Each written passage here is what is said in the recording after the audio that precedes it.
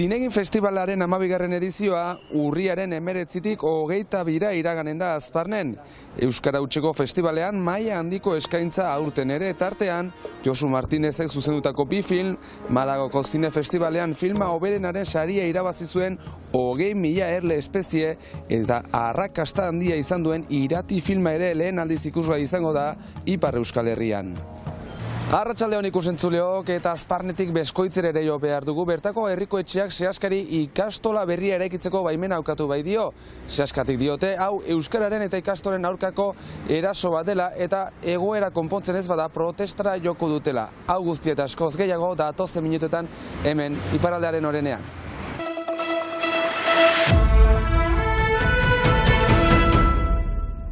Duela astebete, Emmanuel Macron, presidente frantsesa, autonomiaz mintzatu zen Kortxikako asamblean. Eta horri buruzko erreakzioa plazaratu nahi izan du EH Baik. Guk erraten dugu, lehen aldiko aipatzen zuen autonomia, txalo handi bat, ongi etorriak 21. menderat eta modernitaterat, zeren Europan Frantziaren alboan diren herri guztiek kasigia, barne antolamendua oinarritu dute autonomia estatusuetan. Zerbait ematen denez entzun du, Kortxikaren eskakizunaz Macronek, ulertu duenez ez dakigu, baina entzun bai, eta uste du guri dagokigula orain Ipar Euskal Herrian ere berriz hitza hartzea. Euskal Hirigun elkargoa gainditua dela iritzita, hausnarketa bultzatu nahi dute gizartean. EH Baien gure gogoeta eramaten nahi gara, baina pentsatzen dugu ere heldu dela garaia kolektibuki Ipar Euskal Herrian eta ikuspegi zeharlero batetik, barne bilduz bai eragile sozialak eta bai eragile politikoak, berriz ere ondoko etapa bati buruzko gogoeta bat martxan jartzeko, errelgarrutik aratago kokatuko litzateken beste estatus politiko bat maingaineratzeko gisa. Gaia zabala aipatuko du koalizioak azaroaren 18an Donamartirin egingo duen biltzar nagusian.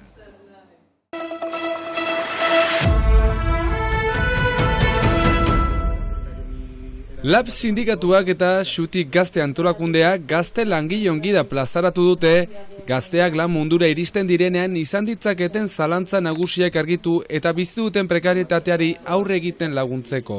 Ikusten genuen gazteon artean lehen esperientzia izaten dugunean lan munduarekin eta ez genekiela nola hasi behar ginen, zer egin genezaken eta zer ez, eta askotan ere horrek bakardade sentsazio bat ematen zuela lan sistema guzti horren aurrean. Lan mundura heltzen zirenean ez dituzularik ezagutzen zure oinarrizko eskubideak, zaila da aldarrikatzea eta jakitea eta ere erabakien egitea. Beraz, pedagogia lan horren egiteko hautatu ditugu 9 ardatz. Besteak beste lan kontratua eta hauek ulertu eta irakurtzeko gakoak, berdin soldata horria, lan pausak, oporrak, lehen 8 ardatzak eskubide individualak oinarri hartuta osatu dituzte, eta azkena eskubide kolektiboekin. Langileek badituzte eskubide pila eta urratuak direna etengabe ez jakintasunez. Eta nolabait ere jakintasunez ere usu hartzen gira langileak unartzen duela, eta menpekotasun ahemanak ere egiten du, non ezin duzun bakarrik borrokatu zure nagusiaren kontra. Eta horretaraztea ere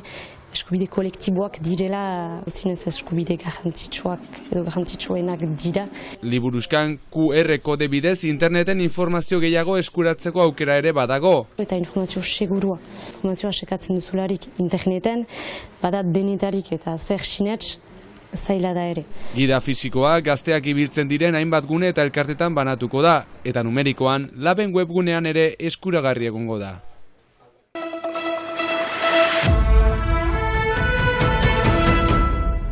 Beskoitzeko ikastolak 10 urte egin ditu prefabrikatuetan, eta aspaldian aterabide baten bila ari dira. Herrikotxearekin goraberak tarteko, eraikin bat sortzeko baimena eskatua zuten, baina orain ukatu egin die Fabien Aiensa auzapezaren taldeak. Duela urte bat, hemen beran ginean, arazo batekin ikastolarekin, eta arazoan konponbidea adostua ginen herrikotxearekin. Seaskak eraikitzea, seaskak finantzatzea, eraikuntza berri bat herriko etxeko lurretan. Azkenean hitz egin eta permisa pausatu dugu joan den udaberrian, eta geroztik ateak etxi dituzte, elkarrizketa osoki oztopatu, eta berrikitan iritsi da erantzuna, gure eraikitzeko baimena ukatua da, ez arrazoi teknikoengatik.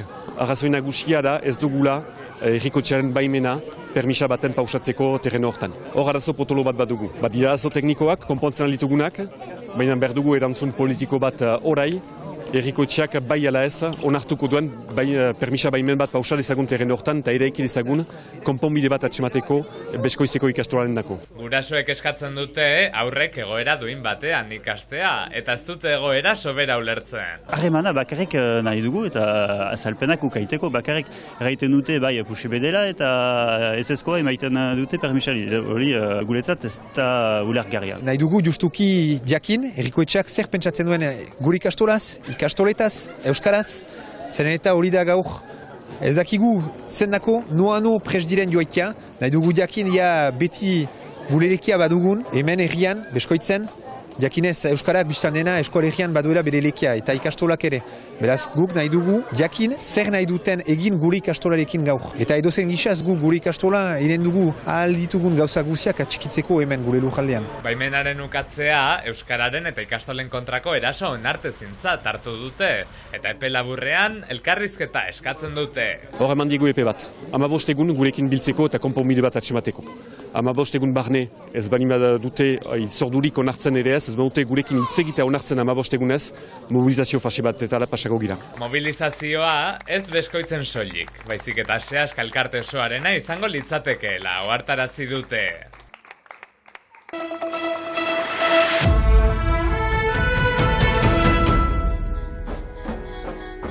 Bainolet bezalako euskal filma andana erakutsiko dute Zinegin festivalean. Euskarazko filmen 12. edizioa Azparnen ospatuko da urriaren 19 hogeita 2 arte. Filmak gero eta maila handiagokoak omen. Gero eta zailago da ere lortzeko. Nunbait, baina hobe ala ere euskal eta euskarazko zinemaren dako egia badela sare bat ikusten direla ala ere Ipar Eskualeriko hasteko, Ipar Eskualerian gelditzeko, Ipar Eskualeriko zinegeletan, zinemageletan badirela eskual ekoizpenak gero eta gehiago, hori marka hona da. Eta guk festival bezala ere gure lekua hortan bermatzen dugu eta hortako egiten nuena aski puntuala gelditzen da ala ere. Badira, baina gehiago mereziko luke. Oentarren babesteko. Aita! Zinegin festivalaren karietara eta Irati Polurkijoren film biziki arrakastatsua lehen aldiko zerakutsiko dute Ipar Euskal Herrian.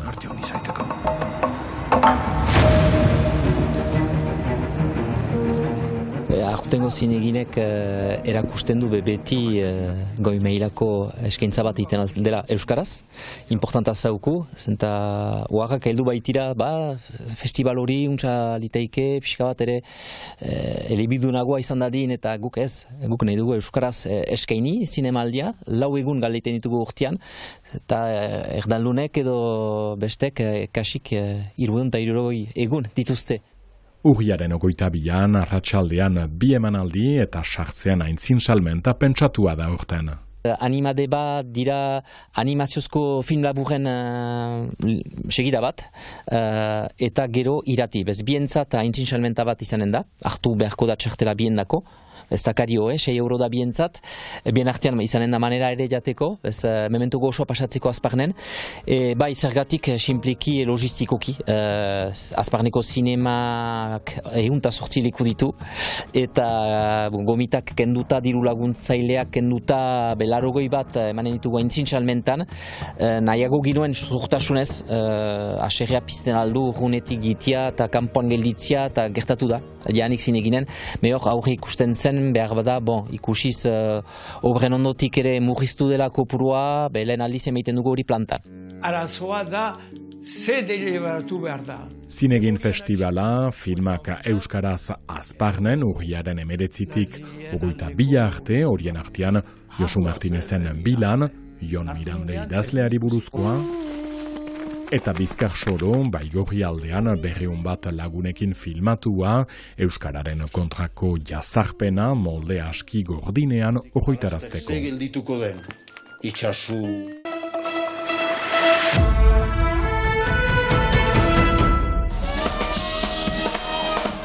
Broken Brothers Brass Band Iruñako taldea Donibane Garazin izan da udauntan. Garaziko gaztetxean eskainitako kontzertuarekin amaituko dugu gaurko saioa.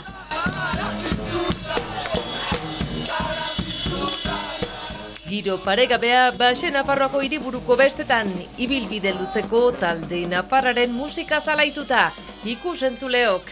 Bihar arte!